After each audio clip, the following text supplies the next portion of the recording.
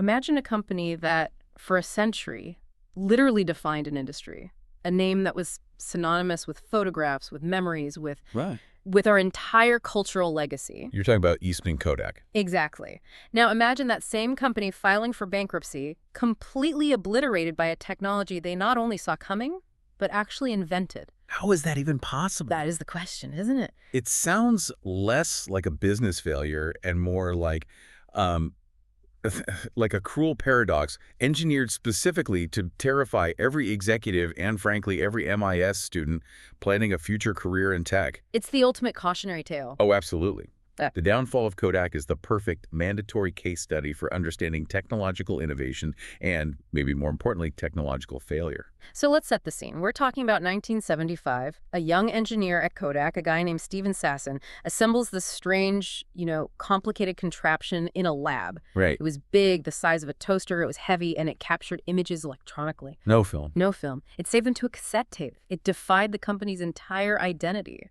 So, what happened when he showed it to the higher-ups?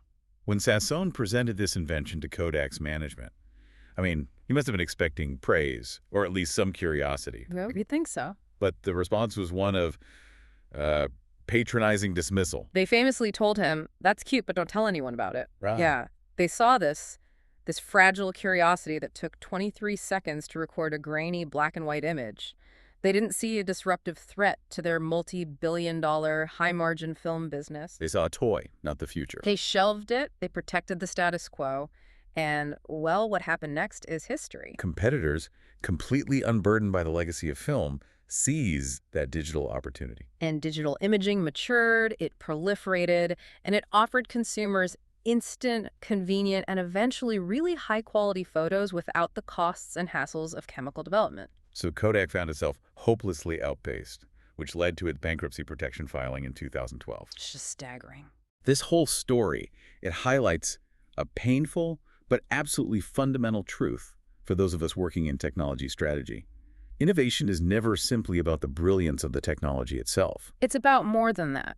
It's about implementation, strategic timing, managing organizational inertia, and recognizing the true long-term potential of a change that might initially seem inferior or expensive or just too small to matter. Okay, let's unpack this then. This deep dive is all about analyzing that very journey. We want to give you, the learner, the essential frameworks for understanding how these revolutionary ideas are born, how they spread, and why even the smartest market leaders get blindsided by change. And to do that, we're using the rigorous insights from Chapter 2 of Dr. Joseph H.Schuessler's work. We're focusing on 5 core themes that really structure the whole technological life cycle. Right. Those are invention, diffusion, innovation types, S-curves, and of course, disruption. And we're going beyond just the definitions today. For those of you in the Dr. Sam Pack College of Business or pursuing careers in MIS, IT, or business analysis, these frameworks, things like the Henderson-Clark matrix or the S-curve model, these are going to become your indispensable analytical tools. Tools that help you analyze these technology shifts. And position your organization for success rather than paralysis. And speaking of success, if you want to make sure you don't miss the insider tips and strategic framework that could position you for a bright future in your chosen field, please take a moment right now to like, subscribe, and share this deep dive. It's really the best way to support our analysis. Absolutely. And definitely check the description for additional resources that may be of value to your studies or your career preparation. Okay, so where do we start? Before we can even touch the dynamics of failure, we have to nail down the foundational definitions. Because as we just saw with Kodak, the failure often hinges entirely on confusing 2 very distinct terms: invention and innovation. Yes, this distinction is absolutely foundational for any strategic thinker. It's the starting block. So what is it? Let's break it down. Invention is a creation of a novel idea, a device, or a process. It's often the output of pure research and development. It's that brilliant flash of insight or a successful laboratory experiment. It's the light bulb moment. Exactly. Yeah. It's the prototype, the scientific discovery. Sasson's camera in 1975 was a phenomenal invention. So invention is all about feasibility. Does it work? Can it even be done? Precisely. But innovation is about viability and impact. It's the successful commercial implementation and diffusion of that idea in practice. Okay. It's the point where the invention is refined, manufactured efficiently, marketed effectively, and successfully adopted by a real market of users, proving its value. The U.S. National Science Board has a very clear formal distinction here. They say an invention is a new process or machine, but an innovation is a new or improved product or process that is made available to potential users or brought into use by an organization. And that phrase, made available, that's the key strategic hurdle. It's everything. Think about the complexity involved in just clearing that one hurdle. Yeah. For Sasson's digital camera to move from invention to innovation, Kodak needed to do so much more than just build a prototype. Right. It's not just about the lab. Not at all.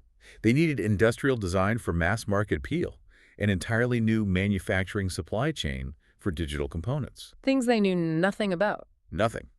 Plus, aggressive marketing to educate consumers who were completely accustomed to film, and the creation of an ecosystem for printing or even just viewing digital images. Innovation requires all those complementary steps. And that strategic push, that failure to execute all those complementary steps, is where Kodak truly collapsed. They had the recipe, but they never built the restaurant chain. It's a great way to put it. Consider the even more famous parallel case. Uh-huh. The graphical user interface, the GUI, and the mouse. Oh, from Xerox PR. Exactly. These were radical foundational inventions created at Xerox PEER in the 1970s. Xerox had the technology to change the entire world of computing. But their core business was selling high-end copiers to large corporations. And they saw no market overlap. They completely failed to shepherd those inventions into a real commercial strategy. And so a competitor stepped in. A very famous competitor. Huh. The prevailing narrative is that Apple successfully innovated. They took the inventions from Xerox PEER, they refined them, made them intuitive, integrated them into a revolutionary product, the Macintosh, and then aggressively pursued user adoption. Creating the first commercially successful personal computer with a GUI. Xerox invented it. Apple commercialized and diffused it. That's the difference. So for you as an IS professional or a business student, success depends on blending that creative ideation, asking, what great new thing can we build with strategic execution? Right. You also have to ask, how do we implement this efficiently? And will millions of people actually incorporate this into their daily workflow? An IS professional who only focuses on the invention side. They risk building a very expensive, very cool prototype that just stays on the shelf forever. We see that struggle even today. Think about the early attempts at augmented reality or pervasive connectivity devices like the first iterations of Google Glass. Oh, that's a perfect example. The invention was impressive, a lightweight computer display integrated into eyewear, but the innovation struggled dramatically at first. Yeah, why? Well, the ecosystem wasn't ready, the social compatibility was really low, it just felt intrusive to people. The glass hole phenomenon. Right. And the cost-to-value proposition for the average consumer was incredibly weak. It took years for the underlying technology to mature and for the strategic applications, like in industrial warehouses, to actually be found. Moving it from an interesting invention to a viable innovation. Exactly. And that speaks to the final key point here. Which is? Invention is a single event. It's often a sudden breakthrough. But innovation is a marathon. It's a process that can take a decade, requiring continuous investment, adaptation, and a real willingness to disrupt your own comfort zone. So once you've cleared that initial innovation hurdle and you actually have a viable product, the question shifts. It goes from can we build it to can we scale it? Right. And now we need to understand how innovations actually spread through the market. This is where we have to turn to the towering figure of Everett M. Rogers and his seminal diffusion of innovation theory. A classic. Rogers defined diffusion as the process by which an innovation is communicated through specific channels over time among the members of a social system. The really critical insight here is that diffusion is fundamentally a social process. It's a communicative process. It's not just about a technical specification sheet. No, it involves peer influence, trust, learning, and the environment in which potential adopters live and work. Technology spreads through people talking to other people. And that spread follows a very, very predictable pattern. It's the classic S-curve of adoption. Right. When you plot the cumulative number of adopters over time, you see this characteristic shape. It starts with a slow, hesitant beginning. Then it moves into a period of steep exponential growth. And then finally, it levels off as the market reaches saturation. Now, let's explicitly clarify a point here that often trips up students and managers. This is important. This is the diffusion S-curve, and it charts people adopting the technology. Later in our discussion, we're going to talk about the performance S-curve, which charts the capability of the technology itself. They are two very distinct concepts, and you absolutely must track both of them to have a complete picture. Okay, so within that diffusion S-curve, we find this bell-shaped distribution of the 5 adopter categories. And your strategy often boils down to knowing which of these groups you're targeting, and more importantly, how they think. So let's walk through them. At the far left, you have the innovators. They're about 2.5% of the population. These are your venturesome risk takers. They're buying the prototype smart glasses, they're using the alpha software. They're willing to tolerate bugs and high costs just to be the first. Exactly. They provide essential early feedback, but they don't drive mass adoption. Next up are the early adopters, which are about 13.5%. And this is the most crucial group. Absolutely critical. They are the opinion leaders. They're highly respected within their social circles or their industries. They are selective. They don't jump on every new thing. But if they validate your innovation. They serve as the crucial role models that bridge the gap to the larger market. And if you can satisfy those early adopters, you can cross the chasm, as Jeffrey Moore would say. And reach the early majority, which is about 34%. This group is pragmatic. They wait. They wait until the innovation is proven, until the wrinkles are ironed out, and until they have seen their peers, the early adopters, succeed with it. This is the inflection point where that S-curve starts its steepest climb. Following them is the late majority, another 34%. They are typically skeptical. They adopt only out of necessity or economic pressure or just intense social proof. They prefer stability. They're wary of rapid change. They are crucial for mass market revenue, but they require high levels of support and training. And finally, bringing up the rear, the laggards, at 16%. These folks prefer tradition. They are highly resistant to change, and they often adopt only when the old technology is decommissioned. They're the last to switch from desktop computing to the cloud, or the last to stop using cash. Right. So the strategic takeaway for product managers and marketing teams is this. You must target the innovators for testing and feedback. But Your primary focus for driving rapid growth must be on the early adopters. They are the ones who unlock the early majority. And the early majority is where you achieve critical mass and market dominance. But the speed of that adoption isn't just about who the users are, it's also about the product itself. Right. Rogers identified 5 key factors that influence the rate of diffusion, and these are actionable levers for any IS team. First up is relative advantage. How much better is the new solution than the existing one? Right. This could be measured in performance, cost, or just sheer convenience. I mean, why did online banking diffuse so quickly? Extreme convenience and a huge relative advantage over waiting in line at a physical branch. Makes perfect sense. Second is compatibility. Does the innovation align with existing values, past experiences, and the current needs of the user? So when introducing new enterprise software, if it forces a team to completely abandon a workflow they're familiar with. Compatibility is low, and diffusion will be agonizingly slow. You're fighting against muscle memory. Third is complexity. This one is huge in IS. It's the perceived difficulty of understanding and using the innovation. Why do SaaS product software as a service diffuse so much faster than traditional on-premise software? It's precisely because the complexity of installation, maintenance, and patching is completely abstracted away from the end user. Simplicity is a massive driver of diffusion. Fourth, we have trialability. This is a big one. Can the user experiment with the innovation on a limited basis without high cost or commitment? So free trials, freemium models, sandbox environments. They're all mechanisms to boost trialability. This is why services like GitHub or cloud platforms offer limited free tiers. They lower that commitment barrier, which accelerates the move from persuasion to the decision to adopt. And finally, number 5, observability. How visible are the results and benefits to other people? If a business implements a new AI-driven supply chain system that clearly cuts costs and speeds up delivery, and those results are transparent across the industry. That high observability encourages rapid imitation and adoption by competitors. They can see it working. Right. The story of generative AI perfectly demonstrates the power of these factors all aligning at once. ChatGPT. It achieved the fastest consumer application adoption in history, 100 million users in 2 months. It's insane. And why? It was driven by near zero complexity, it's just a chat box, high trialability-free access, and astonishing observability. The compelling human-like outputs were shared widely across every social media platform. But again, this speed creates significant managerial stress. A huge amount.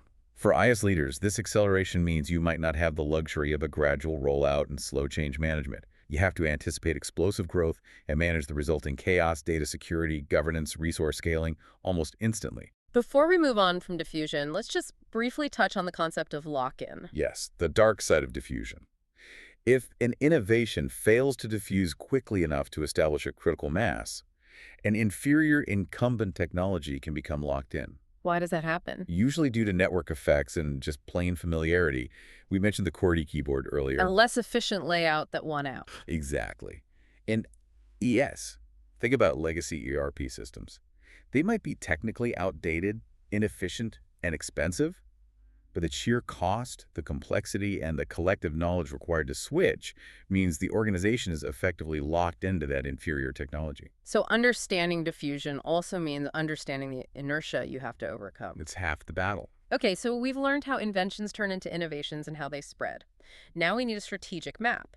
Not all innovations are created equal. They demand vastly different resource allocations and internal risk tolerances. That is where the Henderson-Clark Innovation Matrix provides crucial strategic clarity.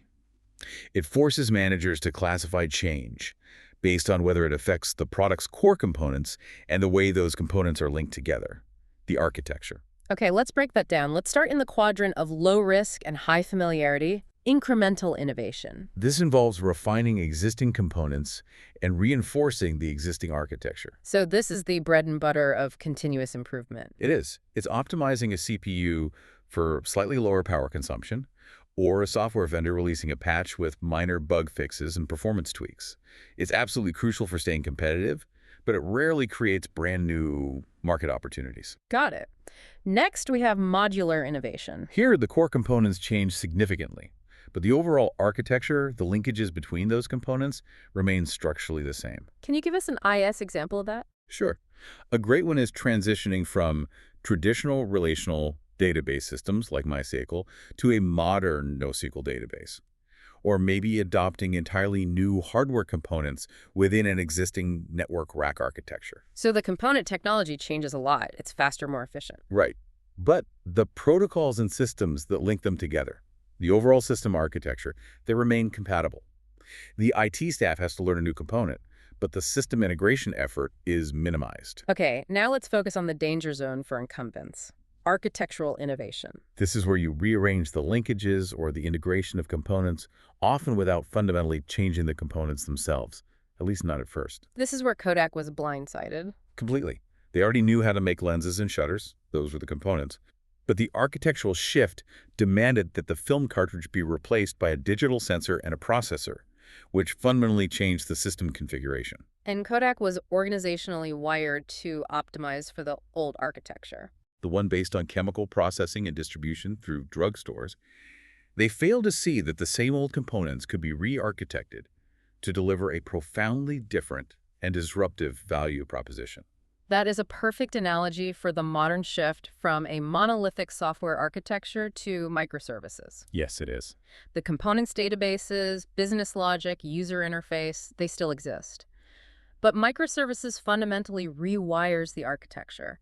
It breaks the logic into small, independently deployable services that are linked by APIs. And that requires massive changes in DevOps, team structure, and deployment strategy, even though the underlying business functions remain pretty similar. That's a pure architectural shift. It demands entirely new skills and management approaches. Finally, we have the revolutionary quadrant, radical innovation. This is a significant change to both the components and the architecture. It's a high-risk gamble, and it often results in the creation of entirely new industries. So we're talking about things like the birth of the World Wide Web. Or the development of large language models like GPT, which require new computational components like GPUs and new ways of connecting information like transformer architectures. They change the entire landscape. Let's put the Netflix versus Blockbuster case into this matrix. Where does that fit? Well, Blockbuster was trapped in incrementalism. They were just optimizing their physical stores. But Netflix executed a brilliant architectural innovation. Moving from physical store-based distribution to an online queue with mail delivery and then later to streaming. The components, the movies, the viewing devices, they were there. But the delivery architecture was completely rewired. which allowed for the flat subscription model. A model that destroyed Blockbuster's late fee-centric business model. So if a student going to strategy consulting is evaluating a project, using this matrix immediately tells them about the risk involved. Absolutely. Is this just modular component upgrade, or is it architectural, a whole system rewrite? The latter requires exponentially more change management, more investment, and carries much more risk. And this leads directly to resource management. How do organizations make sure they're covering all four of these quadrants? A common framework is the 70-20-10 rule. It provides the portfolio strategy guideline, and it's often used in technology development. How does it work? You put about 70% of your resources into sustaining incremental core projects, the things that generate profit today. Okay, the safe bets. Then you put 20% into adjacent or modular projects. Things that leverage your existing strengths, but explore new components or markets. This is safer expansion. And crucially, you put 10% into radical, exploratory, high-risk bets. Now, that 10% might fail 90% of the time, but the 10% that succeeds will create the next curve and ensure the company's long-term survival.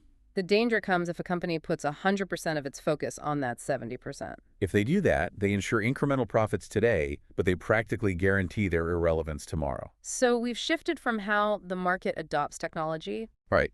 And now we're going to talk about how the technology itself matures and evolves. This is the technology S-curve, which plots performance or capability against the effort or time invested in its development. This curve is absolutely vital for making strategic investment decisions, especially when you're deciding to abandon a profitable technology. It perfectly illustrates the law of diminishing returns in R&D. So let's walk the curve. We begin at the bottom, in the introductory phase. It's pretty flat. That's the slow improvement phase. You're investing significant time and research effort, but your early gains in performance are really modest. You're learning the physics, stabilizing the materials. The technology is often unstable or very expensive. Then you hit the sweet spot, the steep middle part. That's rapid improvement or growth. Knowledge accumulates, efficiencies are found, and performance just skyrockets with relatively modest additional effort. This is the innovation boom phase. And finally, the curve flattens out again as it approaches the top. Right. This is maturity plateau. The technology is nearing its physical or its theoretical limits. To gain even a small incremental performance benefit, you have to invest exponentially more time and capital. The returns are diminishing rapidly. The strategic moment of truth, though, happens when we look at the dynamic of overlapping S-curves. This is where companies live or die. When an existing mature technology starts to hit its performance plateau, a newer alternative technology emerges, starting low and inferior on a new, separate S-curve. Let's use the storage example again. The old S-curve was magnetic disk drives. Companies were pouring billions into optimizing disk density, but the gains were becoming marginal and extremely expensive to achieve. They were at the plateau. Meanwhile, solid-state flash memory, or SSD, emerged on a new, distinct S-curve. And initially, SSDs were prohibitively expensive and had really low capacity compared to the mature magnetic drives. They were clearly inferior based on the old metrics. But the crucial factor was the potential of that new curve. Exactly. The S-curve for flash memory was much, much steeper. It promised exponential gains in speed, reliability, and eventually density, while the magnetic curve only offered these incremental, costly gains. And eventually, the new curve intersected and surpassed the old one, making magnetic disks obsolete for almost all consumer and high-performance server applications.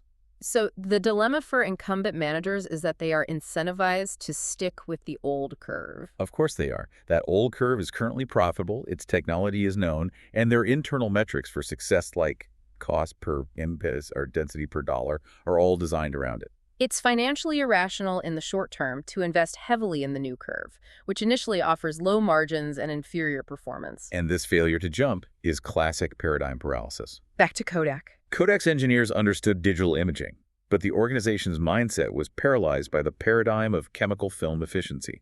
They were relentlessly optimizing the chemical curve while completely ignoring the digital curve that was rapidly ascending right underneath it. They fundamentally misinterpreted the low-end performance of digital as a permanent state, instead of seeing it as the starting point of a much steeper, higher potential curve. So for managers, the practical takeaway is this. You need metrics that track diminishing returns. Yes. If achieving a 10% gain in performance now costs you twice what it did 5 years ago, you are near the plateau. And that should trigger immediate and significant scouting and investment into alternative S-curves. Even if those alternatives seem technologically backward today, you have to make the jump before the new curve reaches the intersection point, or you will be structurally unable to catch up. The moment that new performance S-curve starts to intersect and surpass the old one, we move into the realm of true disruption. And we have to be very, very precise here because disruptive is probably the most overused word in all of business jargon. It really is. So Yeah. let's clarify. We must adhere to the specific framework developed by Clayton Christensen. A disruptive innovation is not just any breakthrough. The iPhone, for example, when it launched, was largely a sustaining innovation. It was expensive, and it targeted the high-end consumer. So true disruption originates somewhere else. It originates in a low-end or new market foothold. And the product or service itself is usually inferior on traditional metrics. It's slower, has less capacity, or fewer features. But it's simpler, more affordable, or vastly more convenient. So the disruptor succeeds because, over time, they climb their own S-curve, improving their quality and performance. And by the time they meet the needs of the mainstream customer, they have a massive cost advantage and a leaner business model, which allows them to completely displace the established providers. While sustaining innovations are just focused on making the existing product better for the most demanding, highest-paying customers. So the disruptor changes the very basis of competition. It stops being about high-end features and starts being about accessibility or cost. And they share some critical hallmarks. Right. They often target non-consumers or the genuinely underserved. Like how early PCs didn't challenge mainframes. They created a new market of home users and small businesses that couldn't afford a mainframe at all. Exactly. Or how early discount retailers didn't challenge high-end department stores. They targeted budget-conscious shoppers that were being ignored by the incumbents. Another key hallmark is starting at the low end with a different business model and cost structure. The classic mini-mill steel example is perfect for this. The big integrated steel mills ignored the low-end rebar market. Because it was low margin? Exactly. So the mini-mills could enter cheaply and profitably serve that low end because their technology electric arc furnaces required vastly less capital investment than the big mill's blast furnaces. And then the incumbents were happy to let them have that business. They happily ceded that low-margin business because their core values and profit structures were all tuned to high-grade, high-margin products.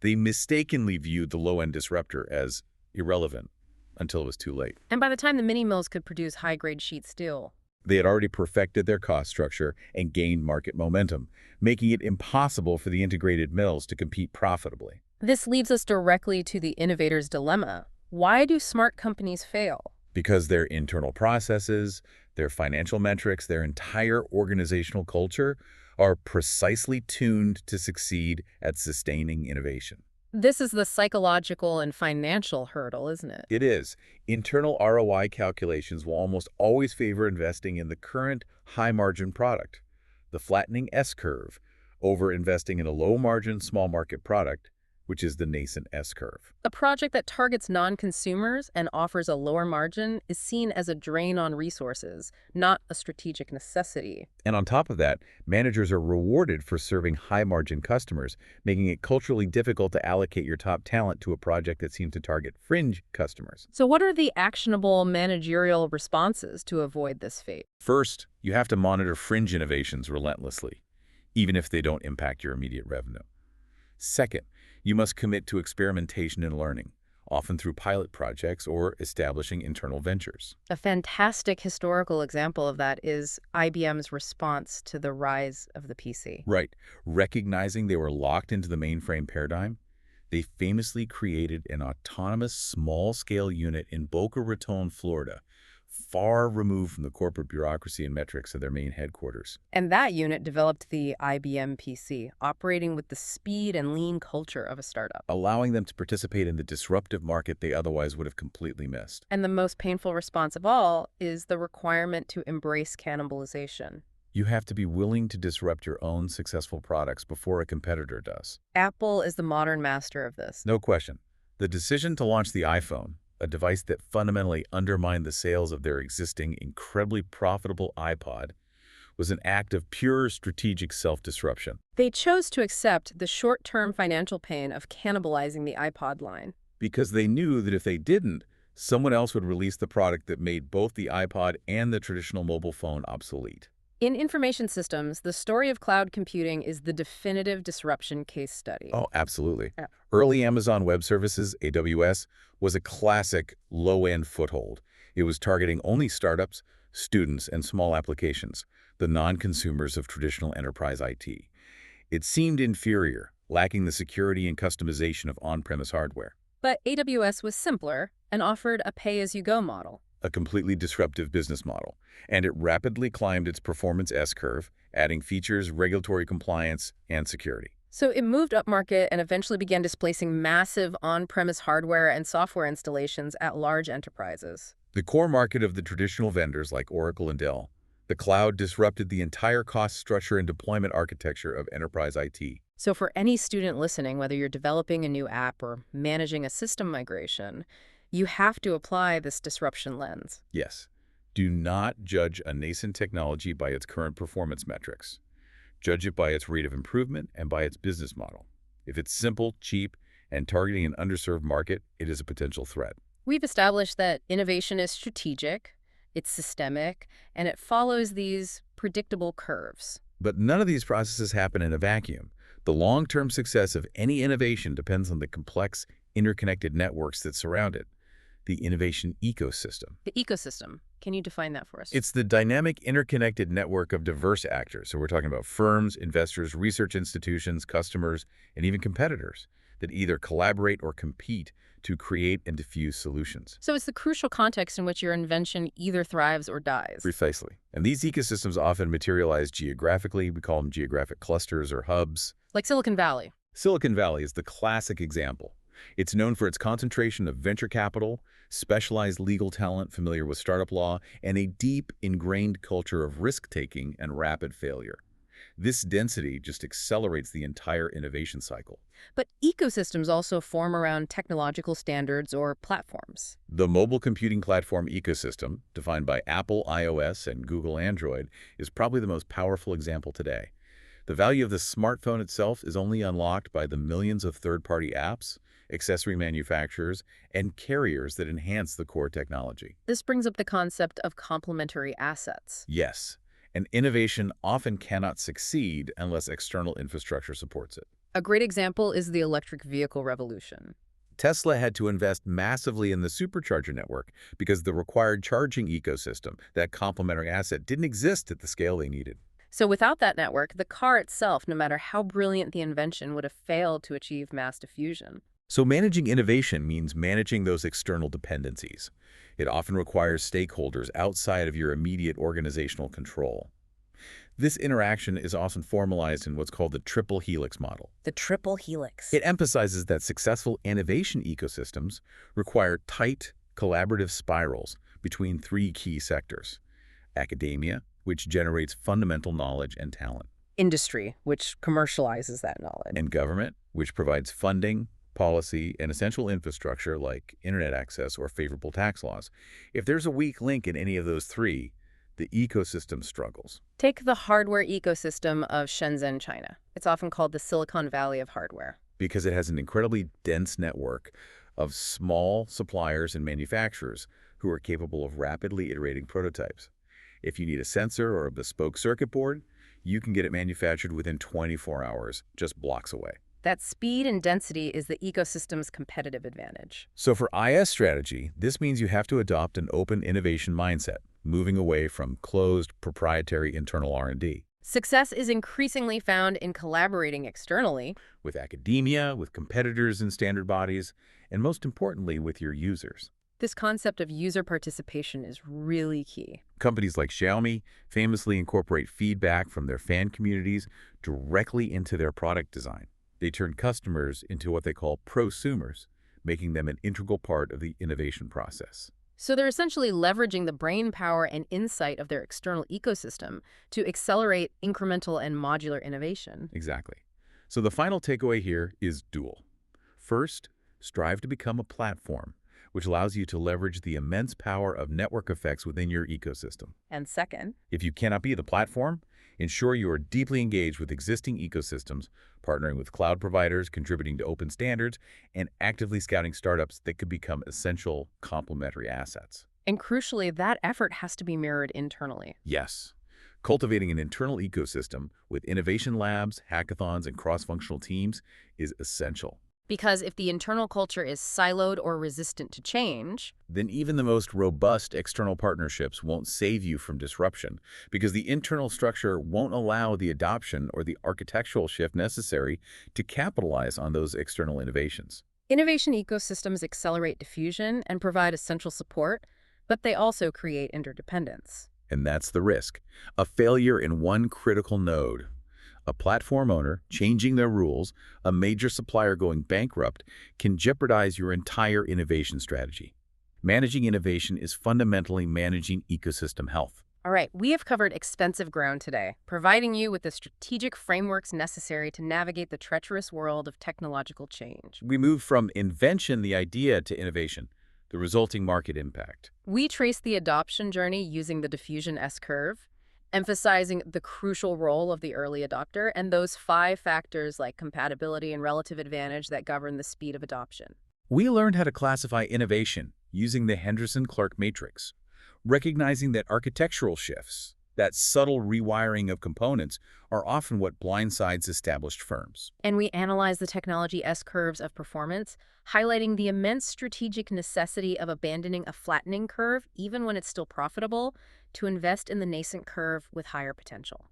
And finally, we clarified that true disruption is a specific strategy, starting cheap and simple in a niche, before improving and moving up market to trigger the innovator's dilemma for incumbents. And we tied it all together by stressing that success or failure is determined by the robustness and strategic management of the surrounding ecosystems. Here is where the lesson gets truly sobering. Let's tie it back to the hook, the cautionary tale of Kodak. They had the invention, but they failed at nearly every single subsequent step. They failed the architectural test, mistaking the shift from film to digital as incremental rather than structural. They ignored the impending performance S-curve transition, investing billions in the dying film curve. And finally, they succumbed to the innovator's dilemma, refusing to cannibalize their high-margin film business for the initially lower margins of digital. Their failure wasn't technical. It was completely strategic.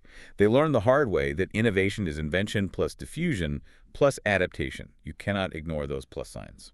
If you are a student or professional, maybe in the Dr. Sam Pack College of Business or anywhere else, the frameworks we discussed today, the H.C. matrix, the S-curves, and the disruptive theory, these must become your core analytical lens for evaluating every new piece of technology you encounter. Absolutely. We covered a lot of ground today. If this helped you gain insight into the world of technological strategy, please share, comment, and subscribe.